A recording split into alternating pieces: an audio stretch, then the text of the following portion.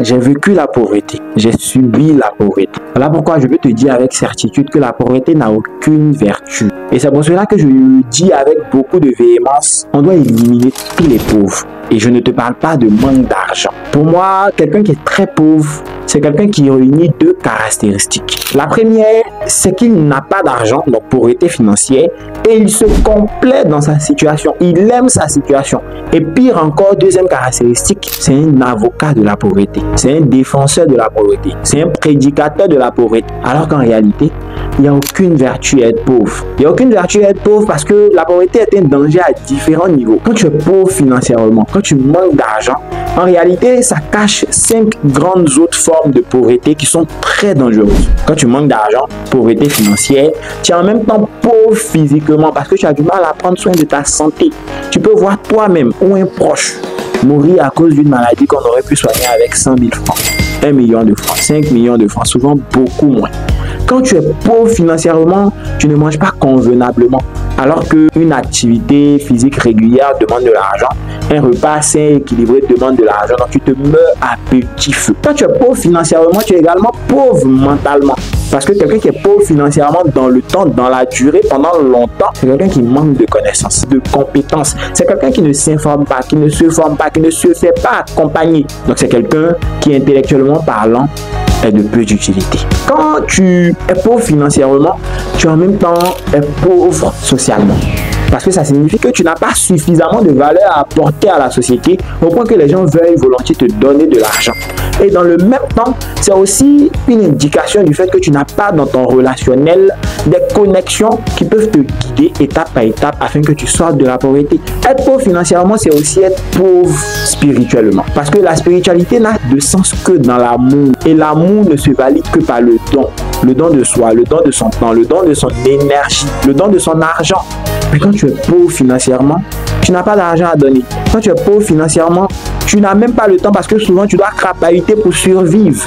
Et pendant ce temps-là, tu ne peux même pas passer du temps avec les gens qui te sont proches. Tu ne peux pas leur apporter une relation de qualité. La pauvreté financière est dangereuse. L'une des façons les plus simples de finir pauvre dans la vie, c'est de naître dans une famille pauvre. Quand quelqu'un est pauvre, si la conséquence était à lui seul son niveau, je ne serais pas en train de parler. Mais un pauvre, il draine avec lui beaucoup de ses proches et surtout sa progéniture. Il y a des enfants qui ne vont jamais manger un certain type de nourriture parce qu'ils sont nés dans une certaine famille. Il y a des endroits qu'ils ne visiteront jamais. Il y a des écoles qu'ils ne fréquenteront jamais. Et pire encore, un environnement social médiocre. Pour en sortir, c'est extrêmement difficile parce que la volonté d'un individu est toujours inférieure à l'environnement. Donc toi, qui comme moi, est d'accord que la pauvreté est un désastre, tu dois brutalement chercher l'argent. Pas pour l'argent en soi parce que l'argent n'est pas une fin. Effectivement, l'argent est un moyen d'arriver à une situation beaucoup plus stable et intéressante. L'argent n'est pas l'élément à détester. J'aime le dire, hein, l'argent c'est un peu comme un couteau. Un couteau, entre les mains d'un chef cuisinier, c'est de bons petits plats qu'on va manger. C'est de bons repas qui seront servis. Alors que le même couteau, entre les mains des criminels, ça va causer une catastrophe, un désastre. Donc c'est pareil avec l'argent. Si tu es mesquin, avec plus d'argent, tu seras plus mesquin. Tu es méchant avec plus d'argent, tu seras plus méchant.